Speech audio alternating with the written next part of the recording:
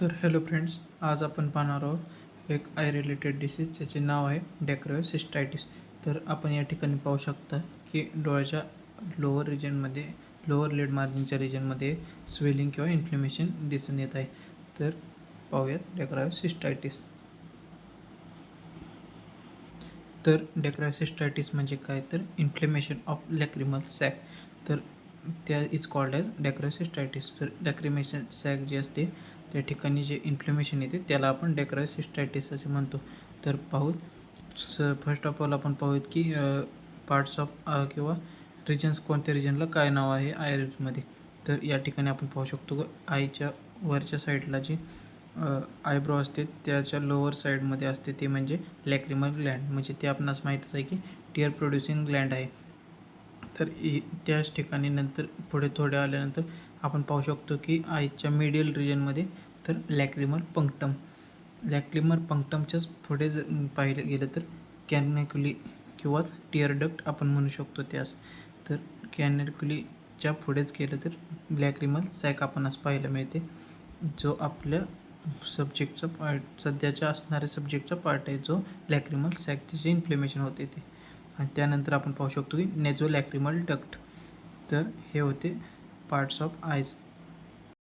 तर आपण काय पाहिले, डेक्रोसिस्टायटिस म्हणजे काय, तर इन्फ्लेमेशन ऑफ लॅक्रिमल सॅक्स म्हणजे काय, तर या ठिकाणी जे लॅक्रिमल सॅक आपणास दिसत आहे त्या ठिकाणी इन्फ्लेमेशन होते. तर त्या ठिकाणी इन्फ्लेमेशन झाल्यानंतर आपणास कसा पर्सन असणार आहे त्याची आपण आत्ताच इमेज पाहिलेली आहे. तर आपण पाहूया टाईप्स ऑफ डेक्रोसिस्टायटिस. तर डेक्रोसिस्टायटिसचे दोन टाईप म्हणू शकतो. एक प्रकारे की चाइल्डमध्ये असणारे डेक्रोसिस्टायटिस आणि अडल्ट्समध्ये असणारे डेक्रोसिस्टायटिस. तर फर्स्ट ऑफ ऑल आपण पाहूयात चाइल्डमध्ये असणारे डेक्रोसिस्टायटिस, त्यालाच काय म्हणतो तर कंजेनायटल डेक्रोसिस्टायटिस.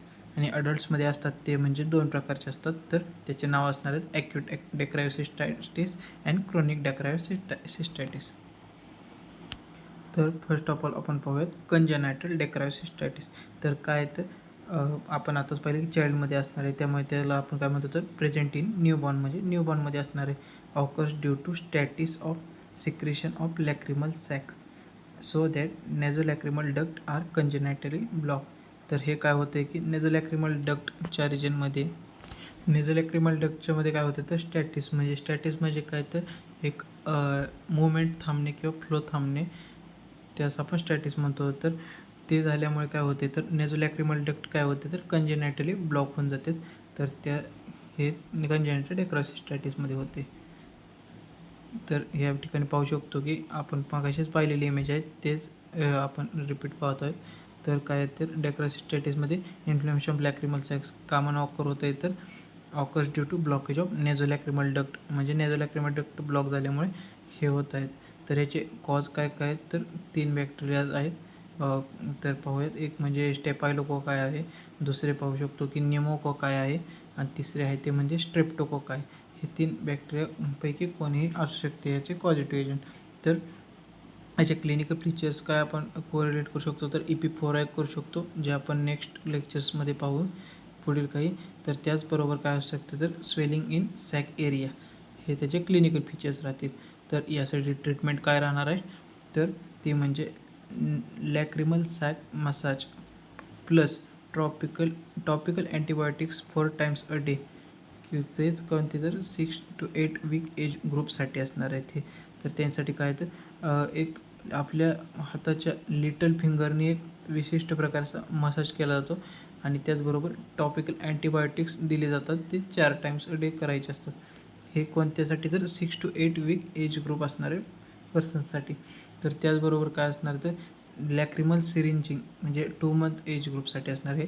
जर पेशंट म्हणजे जो चाइल्ड असेल तो 2 मंथ एज ग्रुपमधील असेल तर त्यासाठी आपण लॅक्रिमल सिरिंजचा वापर करून ते फ्लूइड अस्पायरेट करू शकतो, त्या पद्धतीत म्हणू शकतो. तर त्याच पद्धतीने काय, तर प्रोबिंग ऑफ NLD म्हणजेच नेझोलॅक्रिमल डक्ट विथ बाउमन्स प्रोब कोणत्यासाठी असणार आहे तर प्रोबिंग केली जाऊ शकते या ठिकाणी. तर ती कोणत्या वयासाठी असणार आहे तर 4 मंथ एज ग्रुपसाठी असणार आहे. तर फोरचे ट्रीटमेंट असू शकते ती म्हणजे डेक्रोसिस्टोरायनोस्टोमी, म्हणजे एक स्टंट बसवला जातो नेझोलॅक्रिमल डक्ट रिजनमध्ये. तो कोणासाठी असतो तर 4th इयर एज ग्रुपसाठी. तो स्टंट बसवल्यामुळे काय होते, एक अदर पाथवे तयार होतो, जेणेकरून त्या रिजनमधून टीयर्सचा आईज थ्रू नोजपर्यंतचा फ्लो हा ब्लॉक नाही होणार, तो टेम्पररी असतो. तर डेक्रासिस्टोरायनोस्टोमीची आपण डायग्राम पाहूयात. तर ही असणार आहे नेझोलॅक्रिमल डेक्रासिस्टोरायनोस्टोमी. म्हणजे काय आपण पाहू शकतो की एक दुसरा पाथवे नॉर्मल टिअर फ्लो होता त्यापेक्षा एक दुसरा पाथवे स्टंट तयार केलेला आहे. म्हणजे आपण पाहू शकतो new opening, new tier route flow. त्यामुळे काय होते तर तो जो ब्लॉकेज झालेला आहे त्याला टेम्पररी एक आराम मिळतो आणि दुसऱ्या पाथवे थ्रू टिअर्स सिक्रेट होऊन पुढे पास होत असतात.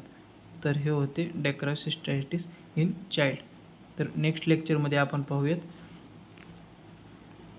डेक्रासिस्टायटिस इन अडल्ट्स म्हणजे कोणते तर ॲक्यूट डेक्रासिस्टायटिस अँड क्रोनिक डेक्रासिस्टायटिस.